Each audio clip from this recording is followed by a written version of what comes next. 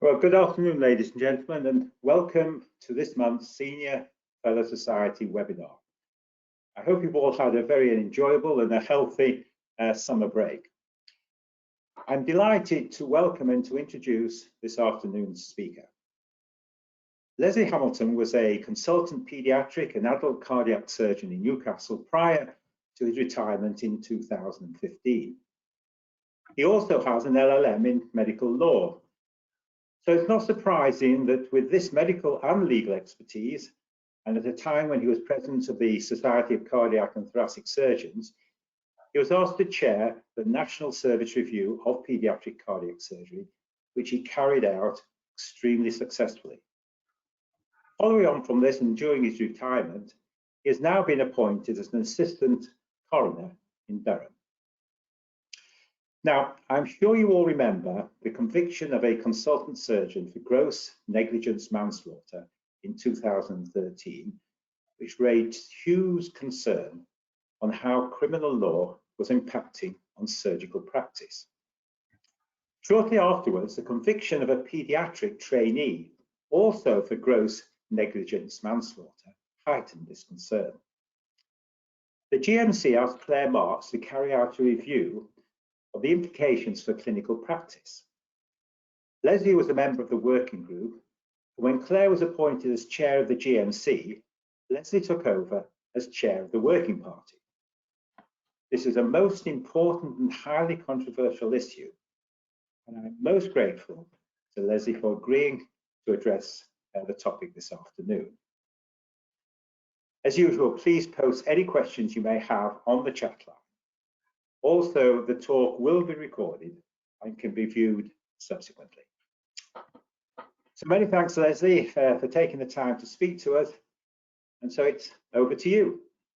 Thank you, Irving, and thank you all for coming to join and allow me to share my experience of being involved in this review. I'm looking forward to our meeting in November when we can actually see the new college building, so maybe we'll get a chance to meet up then. You've heard my background. I happen to be on the council as representing the regional directors at the time when the Montgomery case on consent came up, and because I had an LLM in medical law, Claire Marks asked me to help write the college guidance on consent, and I was also on council then when David Sellou's case came up. You've heard that I'm assistant coroner and I chaired the review. Now, I don't know which generation you put yourself into. I'm assuming we're all matures or baby boomers, but I suspect that we had a much easier time in terms of scrutiny. Now, that may not be a good thing, but we had an easier time compared to the current generation. I suspect most of our contact with the courts was made perhaps as expert witnesses. My own introduction to the legal side came when I gave evidence to the Bristol inquiry with Ian Kennedy. Now, I would put it to you that the current generation of doctors, consultants and trainees are under what's called multiple jeopardy, and I'm grateful to the Medical Protection Society for this slide. But an incident can start off as a complaint. That may escalate to a trust disciplinary matter and indeed lead to dismissal, and I had some colleagues dismissed in that regard. It could often need and increasingly lead to a clinical negligence claim, and sometimes a referral to the GMC, all from the same incident. And of course, if the patient dies, it can lead to a coroner's inquest. And I find in the coroner's court, it's almost as though death in current practice is a failure of medical treatment. And ultimately, the worst case scenario is doctors can be subject to the charge of gross negligence manslaughter. So I would put it to you that our generation had it not too bad compared to the current generation. That was in the 1st century that the philosopher Seneca said that the obvious thing is that to err is human. 20,000 years later, the College of Psychiatrists felt they had to remind people that doctors are human and do make errors. But the public seem to be fascinated by doctors' mistakes. And yet society seems to feel that if they tell doctors to stop making mistakes, that will be sufficient. And when something happens and a patient is harmed, it's always a case of who is to blame. And that's in complete contrast to the offshore oil industry. And you'll probably all remember the Piper Alpha disaster in 1989, when 165 people died. But they didn't say, as we would do in medicine, who started the fire. They said, why did the fire manage to spread so quickly and kill so many people? And as a result of their approach to that, the offshore oil industry is one of the safest in the world. And yet we as a society have concocted a system recognizing that some patients will deserve compensation if they're harmed by their medical care. The system we've designed in our country is that the patient has to find someone to blame if they go in and get compensation. And worst case scenario in the ultimate blame game is gross negligence manslaughter. We actually lock doctors up for making errors, not acts of commission where they try to harm patients, but genuine errors under pressure in practice. Now, if we were in the, pardon me, I have got a bad cold at the moment, so if I have to stop and blow my nose or take a drink, please forgive me. But I'll not ask for a show of hands, as I might do if we're in the room together, but I'm assuming, for the sake of this talk, that everyone has exceeded the 30-mile-an-hour speed limit at some stage. So I'm a criminal talking to a bunch of criminals, but at least you know if you exceed the speed limit, you have committed a criminal offence. That's in contrast to gross negligence manslaughter, which is what's called a common law offence. And that means it's how the judge described it in the previous case. Now, one of the leading cases that of Bateman back in 1925, and the judge said that to be convicted of gross negligence manslaughter, the doctor's conduct had to be deserving of punishment, so really bad. The leading case in current practice is that of Adamaco, and this was one where the anaesthetist failed to notice the oxygen become disconnected, and the patient died of hypoxic brain injury. And this came all the way to the House of Lords before, of course, Tony Blair got rid of the House of Lords, and we now have the Supreme Court, but Lord Mackay of Clashfairn gave the leading judgment, and he said the steps in proving a case of gross negligence manslaughter are that the defendant owed the victim of duty of care, and in medicine that's very obvious. You breach that duty, and your breach caused the harm, or in manslaughter, obviously the patient's death. Now that's the same as clinical negligence. What's different here is, of course, the breach has to be grossly negligent. Now I'm hoping you're already saying, well, what does he mean by gross negligence? Well, Lord Mackay went on to say, it's a jury decision. So no one knows if the crime has been committed until the jury make the decision, and that's actually quite far down the line. And the jury has to judge that it was criminal, going back to the Bateman case. And he went on to say, the essence of the matter is having regard to the risk of death involved, the conduct of the defendant was so bad in all the circumstances, and keep that phrase in your mind, and I'll come back to that, so as to mount to a criminal act. But of course, that's a bit of a circular argument, because it's gross because it's criminal, and it's criminal because it's gross. So it does, I think, is difficult to interpret. Now I'm going to tell you the story of 4 people. One is James Hughes, David Sellew, Jack Adcock, and Hadiza Bawagarba. James and Jack both died, and David and Hadiza were both convicted of gross negligence manslaughter. Now, because I'm speaking to doctors and covering the legal side of things, I'll be referring to that mainly. So please don't take any of the comments I make as minimizing or forgetting the fact that 2 patients died and the impact of their death on their families. David is a fellow of our college. He was a colorectal surgeon just coming up to retirement. And David Hughes was from Northern Ireland, and he, for some reason, had the idea that the best healthcare he could get in the UK was to come to the private sector in London. No comment. He went to the Clementine Churchill Hospital in London for an elective knee replacement. That was in February 2010. That was very straightforward. He was meant to go home on the Thursday. His flight back to Northern Ireland wasn't until the Friday, and so he stayed over. But that evening, he developed significant abdominal pain. Now, I don't know what you might do if you were in that situation, but the orthopedic surgeon asked his friend and colleague David Sellew to go and see the patient. So late on Thursday evening, David went along. He was reasonably well. The RMO at the private hospital was a surgeon by background, and he'd done an abdominal X-ray, and he thought there was some air under the diaphragm. David wasn't so sure, but David asked for an urgent CT scan to be done first thing in the morning. I don't know how you would feel about that, but a patient who looked clinically well late in the evening, he wanted the CT scan the next morning. There was also a debate about whether or not he asked for antibiotics, and this came back to the classic situation when it came up in the coroner's inquest that David said he did and the RMO said he didn't, and of course it wasn't written in the notes, so the law says it didn't happen. For a whole variety of pardon me, logistic reasons, the CT scan didn't get done until midday, and it showed that Mr. Hughes had perforated diverticular disease. Of course, that was Friday evening by this stage, and the theatres were all occupied in the private hospital. And I don't know what the rules are of breaking into a list in the private sector, but it wasn't possible to get into a theatre that afternoon. Then when the theatres became available later in the evening, there was no anaesthetist available.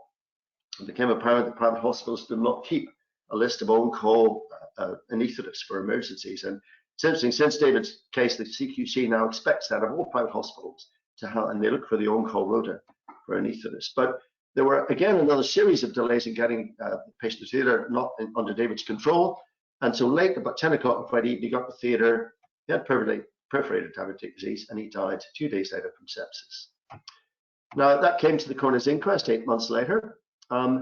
David came up to the inquest on the first day. He had been told he would be giving evidence the third day, so he hadn't prepared in detail. The coroner then changed the order. David had to give evidence the first day without being prepared. Got confused, I think, in his evidence, and the coroner felt he was perjuring himself and also was concerned about the care and referred it to the police for investigation. They investigated, went to the Crown Prosecution Service, who made the decision. In July, that's 2.5 years after Mr. Hughes died, David was charged with gross negligence manslaughter. Now, in our legal system, you're innocent until proven guilty, but not as a doctor, because David was immediately suspended without pay from the NHS, and the GMC has suspended him from the register. 2013, that's 3.5 years after Mr. Hughes died, it came to trial, and David was convicted not by a unanimous decision of the jury, but by 10-2 majority of gross negligence manslaughter.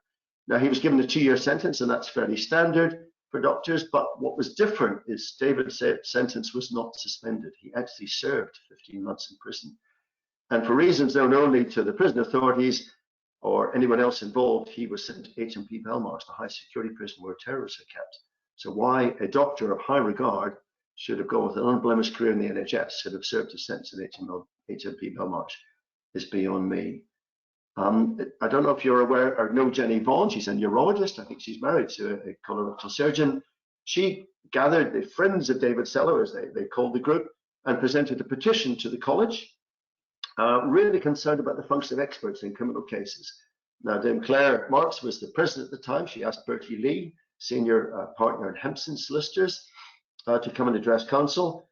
And basically, Bertie said, the law will not allow the college to interfere with the selection of witnesses.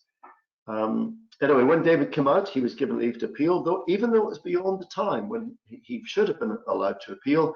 I think this was the law saying maybe they got it wrong. Anyway, his conviction was quashed, but he'd already served his sentence by that stage, and there's actually no redress for someone in that situation. Then this is 8 years after Mr. Hughes died. It came to the GMC. Now, you'll know that the Medical Petitioner Tribunal Service, of course, the independent body set up after Harold Shipman, things are decided on the balance of probabilities. It used to be the criminal standard, but doctors can now be deprived of their liberty and their career on the balance of probabilities. Now, interestingly, the MPTS found the facts not proven. That's in contrast, I would argue, complete contrast, the other end of the spectrum, where in the criminal trial, pardon me, the jury were convinced beyond reasonable doubt of the facts of the case and found him guilty. And of course, there were different experts in the criminal court and in the GMC. I think, for me, reflecting on the real importance of experts in the court system and the variation in opinions amongst experts. And of course, if you want to know more about David's story, he has published his book, Did He Save Lives? So moving on then, after he came out of prison, there was some further investigation, I think, by the friends of David Seller and Jenny Vaughan, and they discovered that there were 2 internal reports in the Clementine Churchill Hospital, one of the BMI healthcare group, and one said the outreach protocol was a systemic failure for the patient, and the other made the obvious statement that the Clementine Churchill Hospital is not geared up for emergency surgery. And it may be if the coroner had seen those reports, he would not have referred it to the police, but might have taken more interest in the hospital. Anyway, moving on then to Hadiza Babagarba and Jack Adcock. Jack was a little 6-year-old boy with Down syndrome.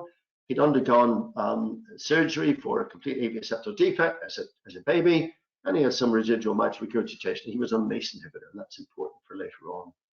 But Hadiza, now remember, Lord Mackay said in all the circumstances, she was an ST6 in pediatrics. One of the judges said that she was above average in ability. And of course, that means that for the GMC, 50% of doctors on the register are not as good as her. Her trainers said they were all agreed she was in the top third of the course. So this was not a bad doctor. She was just come back from 14 months of maternity, even before that to be doing community pediatrics. And it was her first weekend at con. She'd had no trust induction. She got no handover because the unit was busy. And she was the only registrar covering the assessment unit and the 4 floors of wards. There should have been a second registrar on duty, but she was the only one. She was on a 12-hour shift with no break. And interesting, as a society, we don't allow people driving public service vehicles to drive for more than 2 hours, 45 minutes without a break. But we do allow junior doctors who are taking life and death decisions to work for 12 hours without a break. She was on with 2 new and experienced SHOs who hadn't done pediatrics. and her consultant didn't realise his own call and he was actually out of town. Now, the blood results showing a raised lactate and raised creatinine and urea, which were crucial parts of the evidence which led to her conviction. He saw those blood results at handover, but he didn't go and see the patient, and his defence was that he hadn't been asked to go and see the patient. Now, after that, the doctors online started a Twitter campaign labelled #armchairconsultant. A consultant need to be asked to go and see patients. But anyway, the radiology was delayed. And actually, when it came back, it showed a pneumonia, not the initial diagnosis of gastroenteritis. And of course, she hadn't been told about that. The IT system was down. And I think if you put all these scenarios together for the producer of Holby City, they would turn it down as saying it was too far-fetched. But the IT system was down.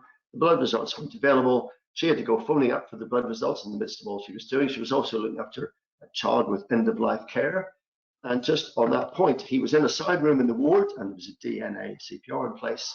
And she had seen him in the morning and left it with the parents that they could go home if they wanted or stay in the hospital. She was also looking after a baby with possible meningitis, doing lumbar puncture. She admitted her errors, couldn't explain why she'd missed those blood results. Now, the hospital undertook an investigation. They found 6 root causes, not just one.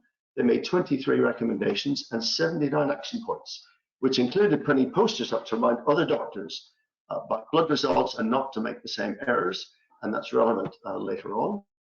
Her medical director said at the time, the best practice shows that when you're trying to identify learning, the way to do that in an open culture where people can give evidence without fear of sanction or blame. So she gave her evidence, she put her hands up and said, I made a mistake. And she ended up being convicted for gross negligence manslaughter. So the clinical background, I don't have time to go into all the details, but Jack had come in with diarrhea and vomiting. He was very shut down, as they say. She gave him IV fluids and he perked up, went off his x-ray, and then she was busy with other things. But he died 11 hours later with sepsis due to a chest infection. I mentioned the DNA CPR. It must have been absolutely terrible for Jack's mother, who actually led a very strong media campaign leading to the conviction of Hadiza. But Jack's mother was in the room when Hadiza was called to his cardiac arrest and came into the room saying, the little boy in this room is not for resuscitation, because that had been the little boy that she was looking after in the morning. Anyway, the trust identified, and the courts did say that that had no impact on the question whether, whether he survived. The trust identified multiple system failures. It went to the police, went to the coroner sent it back to the police. The CPS took no action. Now, if you're in Scotland, that means there's no further action possible. That's not the case in England. They can come back. In July 2013, it finally came, that's 2 years later, to this coroner's inquest. And the expert, again, an expert in the coroner's inquest, said Jack's cardiac arrest was preventable beyond reasonable doubt, so went back to the police. The CPS took a decision to prosecute for gross negligence manslaughter, prosecuting the sister in charge of the assessment unit, the nurse, and Hadiza Babu-Garba. Now, in the Crown Court, and I don't have time to go into the details, but the expert there said no other doctor would have behaved like Hadiza did. And on that basis, she was convicted of gross negligence manslaughter.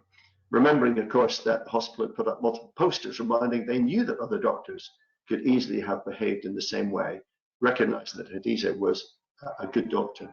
So her case came to the GMC, who presented their case to the MPTS, who said, having a conviction for gross negligence manslaughter is incompatible with being a doctor, so you must erase her. The MPTS said, no, we've taken all the circumstances into account, and we feel 1 year suspension is appropriate. And the GMC then appealed. Now, the GMC is the only healthcare body that has the right of appeal because the Professional Standards Authority oversees all the healthcare bodies, and they have the right of appeal. The GMC is the only one to have their own. Now, I presume you've never read the Medical Act. I certainly hadn't until I got involved in all this. But it states very plainly that the overarching objective of the GMC is to exercise the functions, and exercise the function is the protection of the public. Full stop. That's it. Now, it does go on to say, in achieving this objective, you've got 3 overarching objectives, and there's no hierarchy here, the GMC say. The first is to protect, promote, and maintain the health, safety, and well-being of the public. The third is to promote, maintain proper professional standards and conduct for members of the profession, keeping the register, education, and so on. But the in-between one, which has equal weight, is to promote and maintain public confidence. So a PR exercise on behalf of the profession and public confidence. Now, I'll come back to that later on.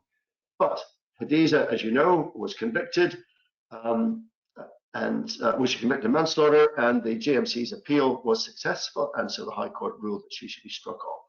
Now, they gave their judgment on the 25th of January, and that really released what I would say is a watershed moment between doctors and the GMC. And it can only be described as an explosion of concern. Some people describe it as toxic fear. It really created fear amongst the profession, particularly trainees who recognized in Hadiza and David that good doctors making genuine errors under pressure could be guilty of gross negligence manslaughter. There was a huge reaction. The next day, doctors on there, and Jenny Vaughan and the team, again campaigning, had raised over 200,000 through crowdfunding to have an appeal, and the law moved very quickly, and perhaps recognizing there'd been an injustice, the law moved very quickly to give her the right of appeal. 2 months later, in March, the GPs had a vote of no confidence. The Lancet editorial in April said to rebuild confidence in the GMC, both Terence Stevenson, who's the chair, and ironically, who's a paediatrician, and Charlie Massey, the CEO, must resign. And the full BMA meeting in June passed a vote of no confidence in the GMC, and the HCA calls for Charlie Massey's. So a huge reaction to that. Jeremy Hunt got a lot of flack, as you know, at the time of the junior doctor strike, but actually, if you look at his record as Secretary of State for Health, all the initiatives he undertook were about patient safety and improving patient safety. He very quickly recognized that this would have a real impact on patient safety if doctors didn't feel able to speak out and identify patient safety concerns. And he asked Norman Williams, the previous president of the college, to carry out a rapid review. He wanted a report as quickly as possible, and they reported within 4 months. And the headline recommendation was that the GMC should lose their right of appeal. Now, there are more, I don't have time to go into those, but I'll come back to that. The GMC, to their credit, recognized that they had caused a huge rift with the profession, and they asked Dame Clare, as you've heard, to undertake an in-depth review on behalf of the GMC, looking at all 4 countries, because of course the GMC covers all 4 countries. Norman Williams' review was just for England, but there's an independent review of gross negligence manslaughter, and in Scotland they don't have a crime of gross negligence manslaughter. They have one of culpable homicide, which is the nearest, and we might debate the difference later on if you're interested, if you're working in Scotland. But Claire set up the working group. She chose 6 doctors, GPs, hospital consultants, of which I was one, and a trainee. There were 3 lawyers, a senior barrister, a QC, Bertie Lee, the solicitor, and a senior person, CPS, and 2 lay people, one from a science and broadcasting background, and one a senior nurse who'd been chair of the Patient Association. And I think it's a tribute to Claire's wisdom when I reflect back on the professional, gender, and ethnic mix of the working group. But as you've heard, then, of course, she became the next chair of the GMC and had to step down from the review, and I was asked to take on the chair of that. I think I was the only one who had time to do it, but that's another matter. Now, the first thing we wanted was some data, because there was no data, because CPS don't keep medical manslaughter separate from, if you like, ordinary negligence manslaughter in the community. Remember, the pilot in the Shoreham air crash was charged with gross negligence manslaughter, and the senior policeman in the Hillsborough disaster was charged with gross negligence manslaughter. Again, it may reflect the difficulty with the charge or the definition, because the pilot was found not guilty and the senior policeman and the jury couldn't agree, and the case was dismissed. And we had the help of 2 academic lawyers, Daniel Griffiths and Oliver Quick, and this is Oliver, who's a reader in Law Bristol, and they were given access to CPS files over a 12-year period. And they identified 192 cases in healthcare. This just wasn't only doctors, mainly doctors, but referred by the police to the CPS for decision. And it's a 2-stage test, which I'll come to in a moment. And if you put it in context, there were 300,000 doctors in the register. The lawyers all said, well, it's so rare, tell doctors to man up and not be worried about it.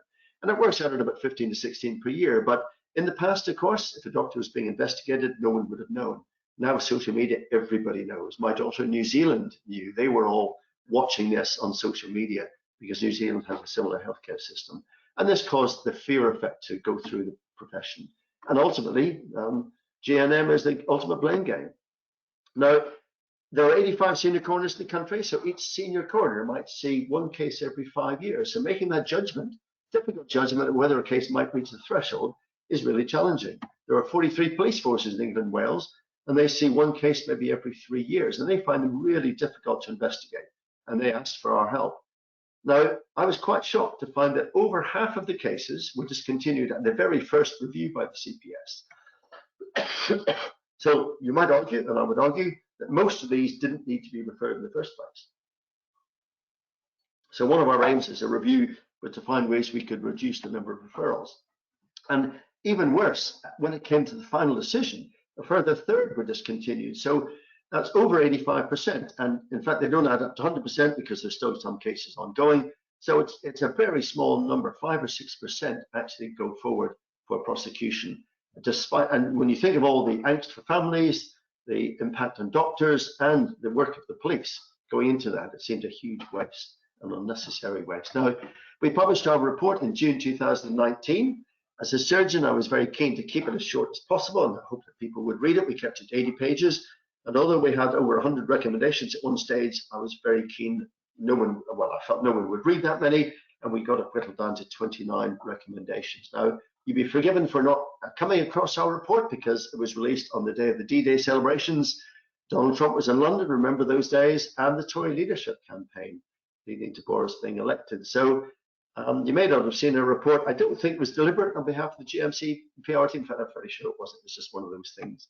Now, if people ask me to sum up a report, I would say, well, we called for a change in culture. Now, that's far too woolly for a surgeon to have in a report, but essentially, we wanted to change the culture in medicine. I hinted at it at the beginning about the blame culture, and we looked around, and the term just culture began to be used. The definition we chose was that set up by the Parliament's expert advisory group, which led to the setting up of the HSIB.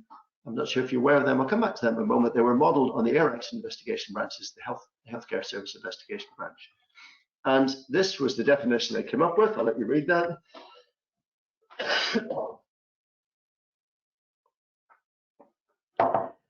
So if your conduct's the same as a reasonable other doctor in the same circumstances, you won't be subject to inappropriate treatment of sanctions. And one of the key things in the Air Accident Investigation Branch, and the same in the HSIB, is that there's a safe space for doctors and nurses to give evidence and give their opinion of what happened, not the facts, because that's for the HSIB to decide. And I'll come back to them. So if I were to summarize it, then learn, not blame. If we could get away from the blame culture. And I think we made a mistake in the past by saying we should have a no blame culture. And clearly there are doctors and nurses, a very small number, who do set up to harm the patients, and there can be no sympathy for them at all. They need to go straight to the police. So there is a need for blame in some circumstances, but we were really encouraged to find NHS Improvement was using this just culture guide. So the term just culture, I think, is getting embedded. And this is for managers dealing with staff who are involved in a patient safety incident. And if you remember, the definition of gross negligence manslaughter does not need a deliberate intent to harm. It might do in Scotland, we could debate that, but it doesn't in England. And yet here's this directive saying if there is an intention to cause harm, then it goes to the police. But if not, it should not go to the police. It should be investigated on the normal healthcare routes. And you might think that's just doctors trying to stand up for each other, but this was supported by all these different organisations, including who's the patient organisation, right across to the unions and the CQC and the academy. So we as a college were supporting that. Now, I don't have time to go into all the recommendations. I'm sure you wouldn't want me to, but we made our 29 with some general ones about the relationship between the GMC and the profession. We tried to make something to highlight the concern that the MAE doctors were more likely to be referred to the GMC and more likely to be referred on to the MPTS. We had some supporting comments to make about the Learning from Deaths programme. We challenged Parliament. There was some debate in the Bawa Garba case as to whether her reflective diary had been used as evidence. There was real concern amongst doctors for that. In fact, it wasn't technically, but we did challenge Parliament. Now, recognising that the report was commissioned by the GMC and nobody has listened to it, but we did put a challenge in Parliament for Parliament there to give legal protection for doctors' reflective diaries. And we asked for more support for doctors. Doctors need to take the coroner's court more seriously. Both David's and Hadiz's case started in the coroner's court. Doctors should have a return to work plan, and we were quite shocked to find the number of doctors who were referred to the GMC who don't have medical defence organisation cover. They think the NHS indemnity will cover them. We made specific ones on looking at the system, because if you remember James Reason's work on the Swiss cheese model, it's never one particular problem or one particular individual. It's usually a whole series of things. So we said if a doctor is being investigated for JNM, then the system should be examined, and the CQC would be the one to do that in England. And the CQC, I have to say, weren't entirely enamored with that. Giving them extra work. We were really concerned about expert witnesses, and we made a number of recommendations, even though technically it was outside our terms of reference. We made specific one for the coroners, the police, the CPS. But really, if I had to pick out our most important one, I'd say it was getting that local investigation right at the very beginning. Now, whether you call it an SI review or root cause analysis or patient safety investigation, it doesn't matter. If you get the right approach, focused on learning and not blame, that is the key. Because if you don't, you started a fire going, and it's all about firefighting after that. And each country was working hard, and they were very proud of the work they'd done on revising their frameworks for investigation, so we couldn't highlight any particular one. But clearly the teams who are doing the patient safety investigation need to have the skills and the time. It shouldn't just be Buchan's turn, which it often is. They need to understand human factors and to have a degree of externality, so they have the support of families and staff. And particularly when a death occurs, there's that hiatus, and the lay representatives are very keen on this. There's that hiatus between a patient dying and the safety investigation starting, and the involvement of the patient involvement of the family starting, and there often begin to be suspicions from the family and accusations of a cover-up. And I see this in the coroner's court on a regular basis. And there should be a named lead appointed straight away to liaise with the family and keep them informed. And if that was the case, it would make the duty of candor a lot easier to implement.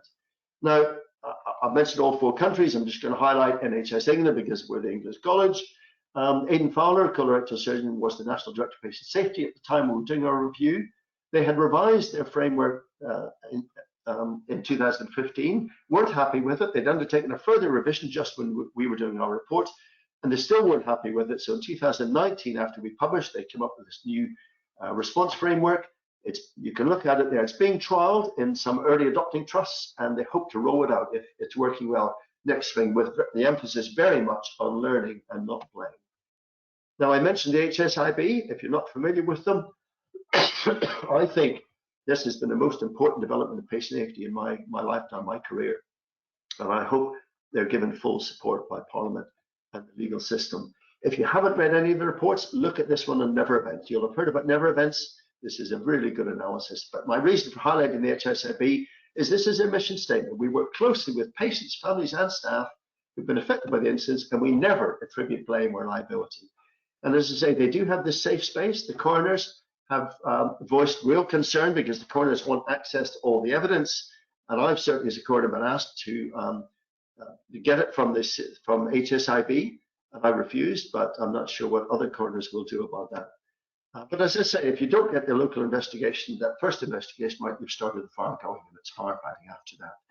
We made a specific suggestion for the coroners. We have a chief coroner now whose role is to bring guidance and consistency, but coroners aren't answerable to the chief coroner. But we said, because it's so difficult for an individual coroner who might see one case every 5 years, perhaps if every senior coroner before they refer to the police would just have a discussion with the chief coroner, and then he would be able to bring some consistency as to whether the threshold might be met.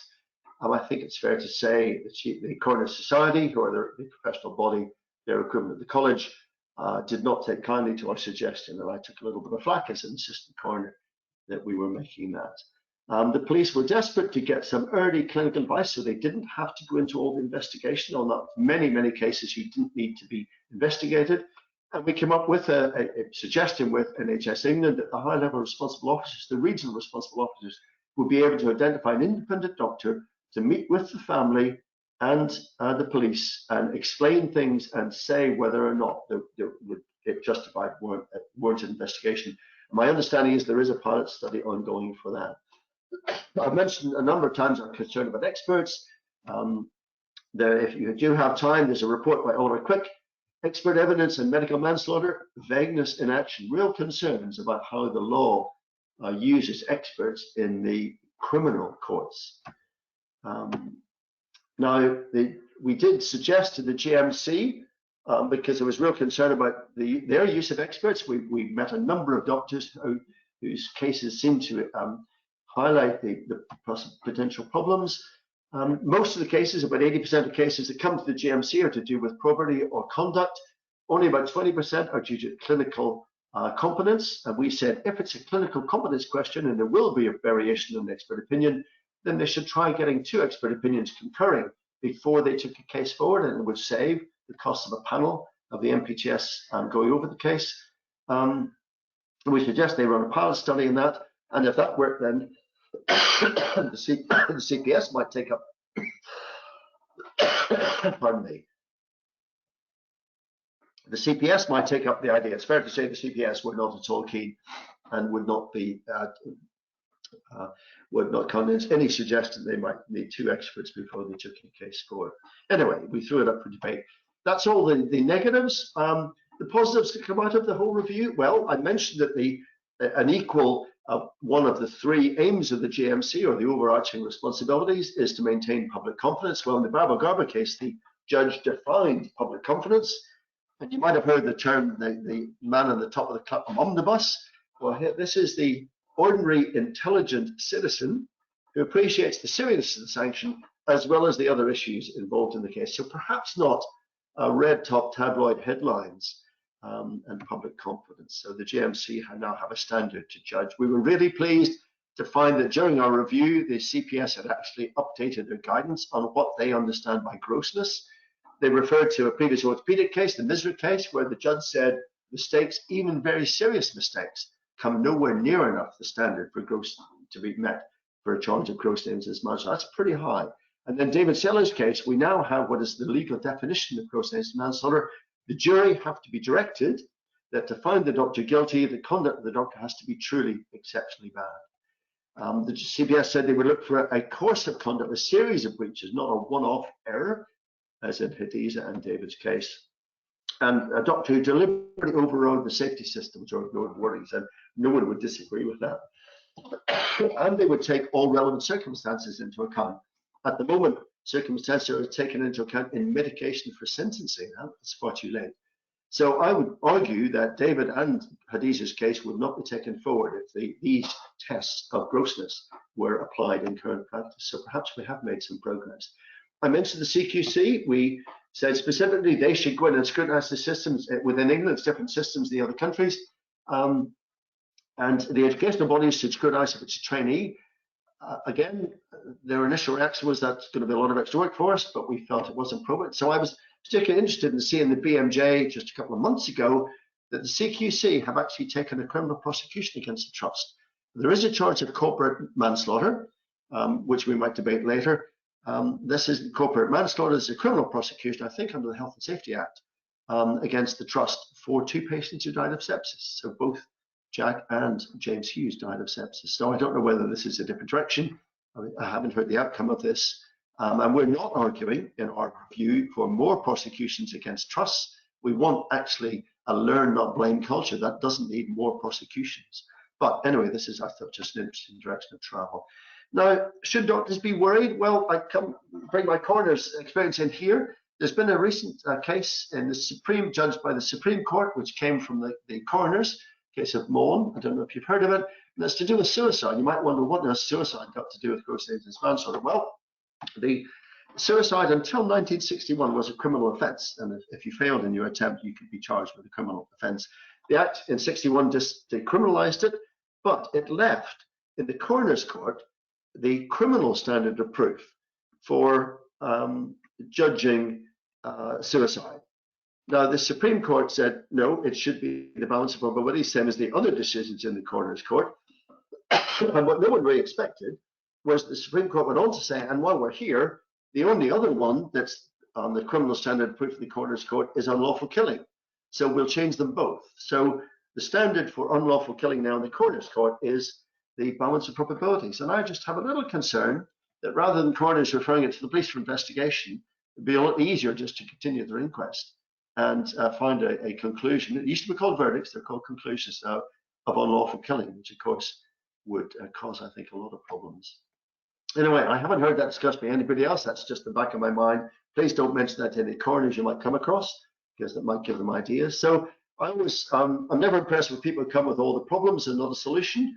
A couple of times, twice the Law Commission have actually looked at gross negligence manslaughter to see if they should change the definition. They tried, they wanted to, but they didn't come up with a better one. Perhaps the Scots have got the answer. But I think, and I'm completely divorcing myself now from the review, and I'm taking off my hat as chair of the review, but I think the GMC is the answer. And you may think That's rather strange considering they generated all the heat with the Baba Garba appeal. But this is my own personal view. When we were doing our review, the lawyers that all the lawyers we met said, doctors are no different. GNM applies, gross negligence manslaughter applies to all across society. So workmen digging a trench on a building site, pilots in the shore aircraft police, that it applies to everybody. Doctors are no different. Well, actually, I think we can argue that doctors are different. Parliament, through the Medical Act, has created the General Medical Council specifically to look at doctors' performance and conduct. It has a detailed investigative structure with a whole legal team. They have a panel of experts. They involve families in the investigation. And it now presents, after Harold Shipman, it now presents the case to an independent tribunal, the MPTS, which is led by a judge. And the panel is now made up of a legally qualified chair with medical and lay members. So they have some expertise. So I think if there's any question of a doctor's conduct being so bad that it might amount to gross negligence manslaughter, is you go to the JMC first. They would investigate, and only then, if the MPTS raised the doctor in the registrar and commented that the conduct was so bad that it was truly exceptionally bad, could it then be referred on for investigation by the coroners and police. But again, please don't mention that to any members of the review group, because I suspect they'd be horrified if I was putting that forward as the solution. But that's my own personal view. Let me leave the last word to Don Berwick. Of course, Robert Francis carried out the mid-staffs review, and both he and Ian Kennedy made similar points to Don Berwick. We should not be using the criminal law in healthcare to criminalise doctors who are trying to do their best in difficult circumstances. Don Berwick was asked to chair the National Advisory Group after the mid-staffs review, and he said unintended errors, and that's both David and Hadiza had unintended errors in a stressful situation, and they should be handled very differently from severe misconduct where there's a definite intention to harm. And his 10th recommendation of 10 was that recourse to criminal sanctions should be extremely rare and should function primarily as a deterrent for willful or reckless neglect or mistreatment. Now, interestingly, and I don't know if he knows this, but that comes quite close, although some lawyers might disagree with me, but that comes quite close to the definition in Scotland of culpable homicide, whereas gross negligence manslaughter does not require that mens rea or the guilty mind, a willful or reckless neglect or mistreatment. So you'll have sensed I come from Northern Ireland, so I never like to miss a chance to highlight the beauties of Northern Ireland as a tourist destination. But if we ask the question, does the criminal law improve patient safety, which I think is the question we should ask, then the question is very clearly no. So thank you very much for listening.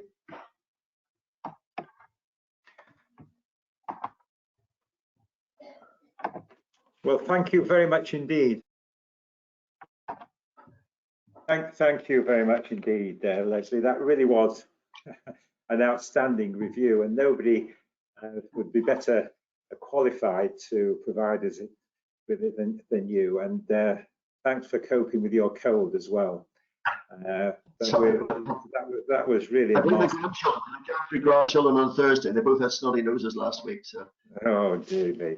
As long as it's not COVID, anyway. Well, there's lots of questions already. So let me just start with, I've got a few questions as well, but let's just go to the questions we have already written down. This is a question from Peter Crooks.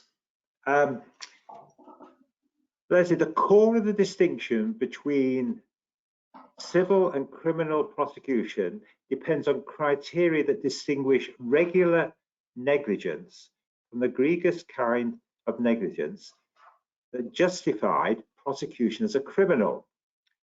Is there any ground for making violation of an established guideline or mandate as a reasonably objective criterion of grossness? Remember that the jury are very subject to the instruction by the judge, so they rarely act independently. That's a complex question. So, well, I come back to my comments on experts. I think the jury are most influenced by the comments or the opinion of the experts instructed by the CPS. And hence the point I made in David Seller's case, where when it came to the MPTS, then the facts were not proven in the balance of probabilities. Yet in the criminal court, with different experts, the experts managed to convince the jury that it was very bad conduct, it was criminal conduct. If we made violation of a guideline, I think, is that the question? Well, I come back to the tests of grossness set out by the CPS. And I think if you override safety measures or you deliberately violate advice you're given, then that is one of the criteria for judging grossness. But as I say, the Law Commission have struggled to redefine gross negligence manslaughter on 2 occasions and have given up. Yeah. I mean, it's quite difficult. The GMC have also different definitions as well, and the way that they investigate questions of this type is through the case examiner system, both a medical case examiner and a lay case examiner to decide whether there's sufficient evidence to suggest there may be impairment.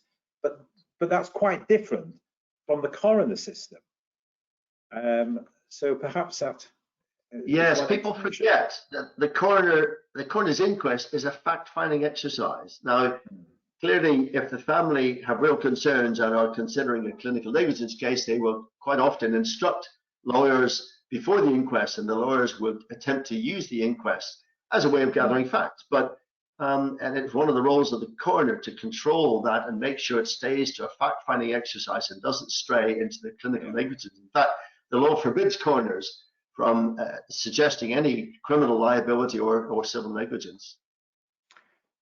Okay, another question here, but I'm afraid it's an anonymous one. I don't see the name of it. So the core of the distinction between civil and criminal prosecution depends on the criteria that distinguish regular negligence. Oh, sorry, I beg your pardon.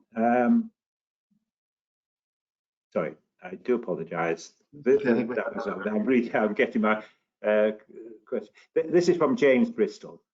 If the emphasis in the local investigation process is always on learning, not blame, at what point does blame become appropriate? We cannot give the impression that doctors can never be culpable, even in the presence of inadequate systems. Yeah, I think that finding clinical negligence or blame is, in our system, current system, the role of the civil court. And that is a different system. I think if we want to improve patient safety, if that's the aim, which I would argue it should be, the first aim, then we need a system investigating the patient safety incident so that we can learn from it. And I think if you have our current, well, if you continue with our current system where doctors are afraid to say anything, in which because they might be blamed, then that's not conducive to learning, and that's not conducive to improving patient safety. Clearly, if a doctor sets out to harm a patient, or if their conduct is that bad, then that's a case for the GMC, and that should go to the GMC. So yes, if there's a question of the doctor being at fault from their conduct point of view or their clinical performance, then that's exactly what the GMC is there for. But I think you shouldn't use the patient safety investigation to blame individuals. And that's one of the reasons why the aviation is so safe. Because we've had the Air Accident Investigation Branch functioning over the years, and they investigate obviously all incidents and near misses. And it's through that and the system they have for not blaming individuals. But my understanding is that in the aviation industry, people get blamed if they don't report things, but they never get blamed for confessing to be involved in a safety incident. Fine, okay. Rosalind McMullen, thank you for a great presentation. What is your opinion on the statutory duty of candor being proposed in Northern Ireland following the recommendation of the hyponatremia reviews in Northern Ireland? That's some years ago, though, isn't it? The hyponatremia. Well, the inquiry's not long finished, I think, and to my shame, having come from Northern Ireland originally and done my initial training there, I haven't read the current recommendations on the duty of candor in Northern Ireland. I haven't read the findings of that report. I know our duty of candor is there's a risk of it being just a tick box exercise. The letter has to be sent to the patient and so on. I think if we could change the culture of investigation of patient safety incidents, and that's why we made the point about getting someone to liaise with the family right away after a death, getting the family involved, setting up the family's concerns, making sure the inquiry addresses those concerns, and getting the staff involved in a safe space where they can feel free to give their opinion. And if you have a chance to listen to the folk from the HSIB, they say it's quite remarkable when they listen to nurses and doctors telling us what they think are the facts. And they get lots of different facts and different supposed facts from different people, and it's their job to take all the different opinions they've heard and piece together the facts. And so, and that's the danger, I think, in the coroner's court. When the doctor or nurse is called to give evidence, they will state what they think happened, and that will sometimes be taken as fact then. But it's often a bit more complicated than that. Okay, are there any other questions anybody like to raise? I've got a couple, but I don't see any more on the chat line. So please, we've got time for more questions if you put them on the chat line. I've just got 1 or 2 points which came out, which are somewhat confusing. And I was confused when I read the case, particularly David Sellev. And I still can't understand why his criminal conviction and sentencing was not suspended.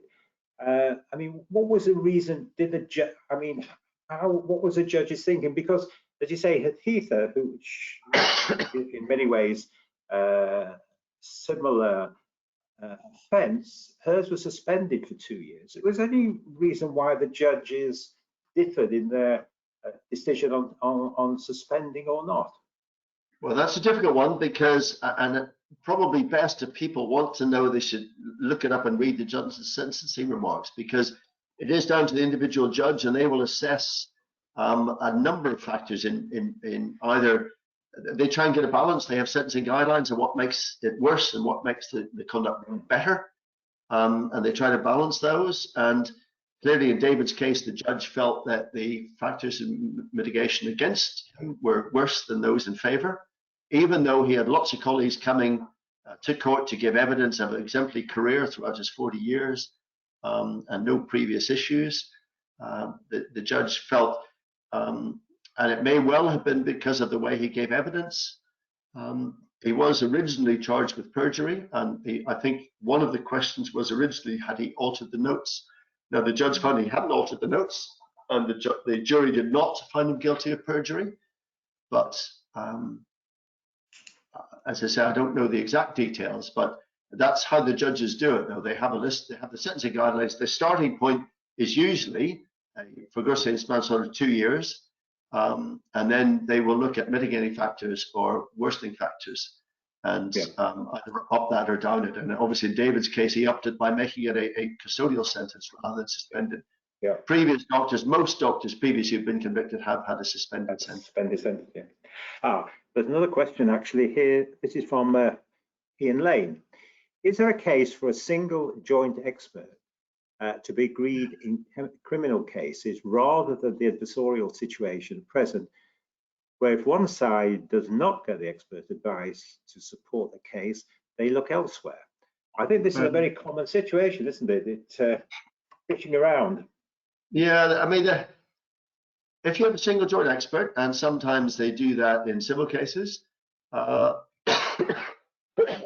it all comes down to your choice of expert. And I think we all know there'll be a wide range of opinion amongst experts, and even on the same set of facts. And that's why we thought about this. We talked about it at length, even though it was probably outside our terms of reference. And the best suggestion we could come up with actually going the other direction, not have a single joint expert, having 2 experts who would have to agree that the doctor's conduct was truly exceptionally bad, or it was criminal behavior before they would take that forward. And of course, that's remembering that over 85% of cases that are referred to the Crown Prosecution Service for decision are not taken forward. So it's a very small number they do. I know there was concern in David's case about one of the experts who was originally instructed for the prosecution. And there were rumors that he was that report was not accepted. They didn't use it, and he then ended up as an expert for the defence. But I don't know the details of that. Yeah. There are no more written questions on the chat line that I can see, but there is time for anybody to put in another question.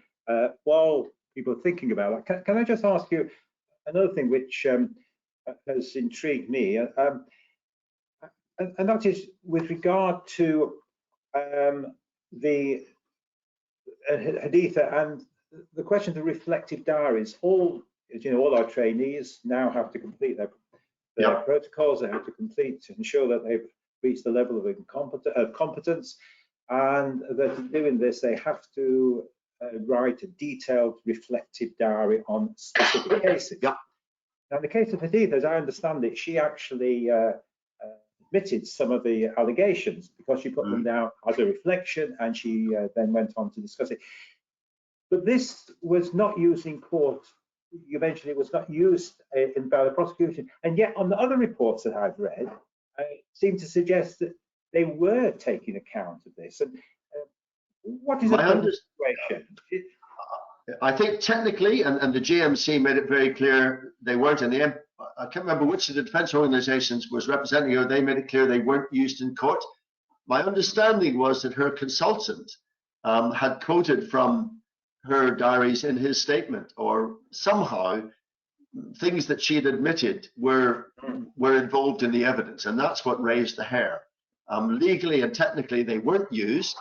And so that's why the GMC said, well, and the GMC have said themselves, they will never, in a GMC investigation, ask for the doctor's reflective diary. The GMC is very clear that doctors do keep reflective diaries. After Haditha's case, the Academy came out with guidance on how to keep your reflective diary so that it couldn't be used in court. And I think essentially you have to anonymize it so it can be related to an individual patient. That's very difficult. I think as a surgeon, but I've had this discussion with surgical trainees, because you do need to relate it to an individual patient where there's been an issue you've learned from. So it is and that's why, I mean, we discussed it. We thought, well, it's probably not going to make any difference. Parliament aren't going to listen to it, but we're going to put it on our report anyway. It is one of our formal 29 recommendations that Parliament should give some consideration to it. One of the others was that the GMC should lose the right of appeal. We backed up Norman's claim, and that actually caused a lot of upset in the GMC. It wasn't my job to please the GMC. We're an independent review. But the GMC had worked very hard. After the MPTS was set up, they didn't have the right of appeal initially, and they worked very hard and made a very strong case to Parliament and were granted the right of appeal. And they had been using it. In fact, when you, pardon me, we look back at cases they'd used their right of appeal, and most of them were probably quite reasonable. It just so happened that Haditha's, people felt very strongly that it wasn't reasonable. And now, I mean, Parliament have said, I don't think it's gone through in legislation yet because of COVID, but Parliament have said that the GMC will lose their right of appeal. I think the problem with the GMC at that particular time was that they have this statutory responsibility, and within the rules, there was no discretion. If an individual was found guilty of manslaughter or whatever in a court of law, then there was absolutely no discretion. The individual had to be struck off. Yeah, I mean, the GMC's case to the Court of Appeal was it was incompatible with being a doctor. And in fact, and the judge said, yes, the MPTS cannot go behind the jury's verdict. But in fact, the subsequent appeal overturned that. Yeah. So it is possible to have, and in fact, Haditha has been reinstated on the register recently. Fine. Okay. Well, look, there's I don't want to keep you too long. I can see you're still struggling a little, but there's a question here from Michael Beverley. Yeah. Why is compensation not available to those who suffered a miscarriage of justice? I have asked that question and I didn't get an answer. I'm not sure if David addresses that in his book, but you would have thought that if somebody has had their conviction overturned after they've served a prison sentence, then natural justice would require that they get some compensation. Yeah, particularly considering that his salary, his NHS salary was stopped as soon as he was charged. And yet the case ran on for several years after that. Peter Crooks, professional bodies might have a role in sanctioning experts who give testimony which is not in accord with evidence-based contemporary advice. They could, for example, remove a fellow from his status as FRCS. This is now widely done in the USA. Oh. Right, okay. There's a challenge for the college. But yes, I mean, one of the things, the GMC has a specific section on their website about advice for experts, or those appearing in court, any court as an expert, about remembering your duties of the court and being fair and balanced. And so if anyone feels that an expert has gone outside that, or indeed given expert advice outside their area of expertise or practice, then they could be reported to the GMC and investigated. Yeah. Okay, well, look, I think this is probably going to be the last one. From Richard Reyes, the failure of NHS IT systems, specifically the lack of data interoperability, dramatically increases the risk of negligence. And this was a fact in the Haditha case. Does Leslie have contact details whereby I might email him on the subject? Well, I'm happy to take any emails at all. It's I mean, not that I think I can help on that one. I think the IT system in the local trust was down that day. It just failed. She had been having to get her SHOs to ring up and get the lab results, and they couldn't get them out of the lab, so she had to take time to go and ring herself. So it was just one of the other factors. But and normally when the results come back, the abnormal ones will be highlighted in red. And of course, because they were being taken over the phone, that wasn't possible. So yet another safety measure that should have been in place wasn't in place. And so I think Khadijah's case represents very well James Reason's Swiss cheese model, where you get a whole series of disasters all lining up that ultimately led to the death of a patient.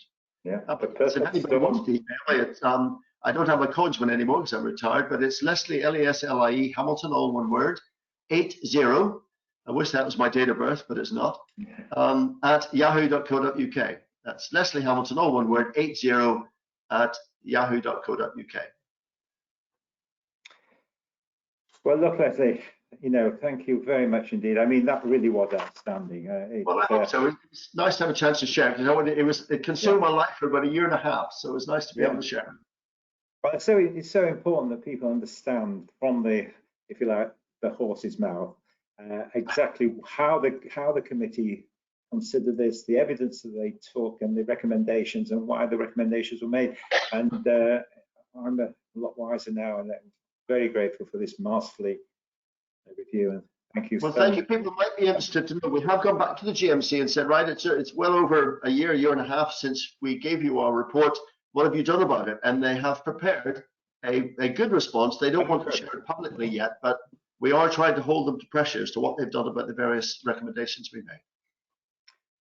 Great. Well, look forward to seeing that. Thank you very much indeed. And thank you for taking the time, and hope the cold improves very, very rapidly. And as I say, the talk has been recorded for those people who want to go back and listen to more aspects of it. So thanks a lot.